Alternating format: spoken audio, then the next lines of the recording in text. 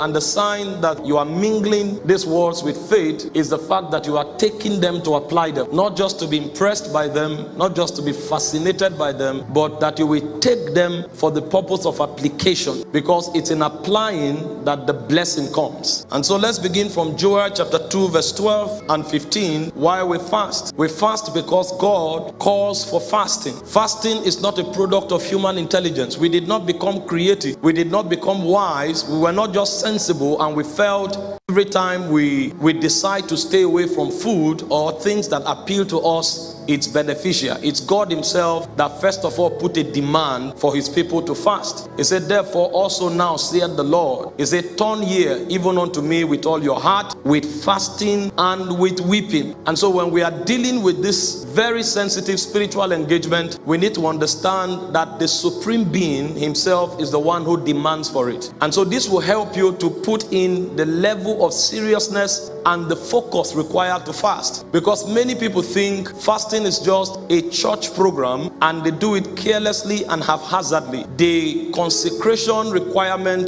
the hallowedness required in the time of fasting is not there. There are many people who fast and spend all the time watching movies because they think it's about staying without food for a particular period of time. Fasting is deeper than that. A spirit is inviting you to a time of intercourse, a time of focus, and a time of attention to him alone. So it's a call that God puts on the human spirit. You find that also in Joel 1:14, and it's replete in scriptures. The second reason we fast is that maturity demands it. If you want to grow in this kingdom, you must engage this enterprise of fasting. There's no mature Christian who does not engage in fasting periodically. Time and again, you will have to stay away from food. Ecclesiastes chapter 10 verse 17, the Bible made a very strong statement. It said, blessed art thou, O land, when thy king is the son of the nobles, and thy princes eat in due season for strength and not for drunkenness. And so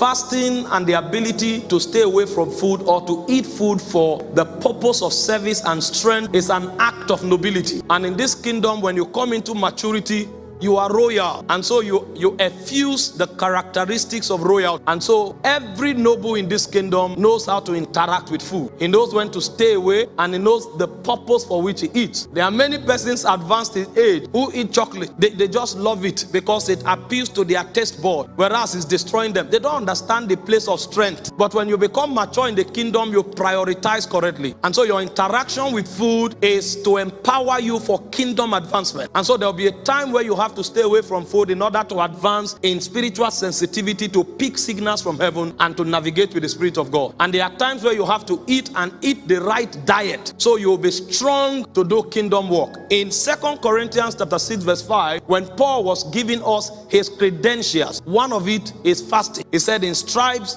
imprisonment, in turmoil, in labors, in watching, and in fasting. He fasted often. And so one of the reasons Paul stood out amongst the apostles is the fact that periodically Paul engaged in the enterprise of fasting. And so fasting is necessary for maturity. And the third reason we must engage in fasting is the fact that every man is tested around his appetite. If you have not conquered your appetite, you are a failure waiting to happen. The very first man God created was tested around his appetite. Adam, who was the first design, he was supposed to be the best. He was supposed to be the most advanced of God's creatures. However, when the test of appetite was put forward, he failed. The devil came to him. He didn't test his intelligence. The devil came to him. He didn't test him on any other thing but his appetite. This was a guy manifesting highest level intelligence. All the animals God created, he didn't need to read a book. He didn't need to consult with any document. He could name the animals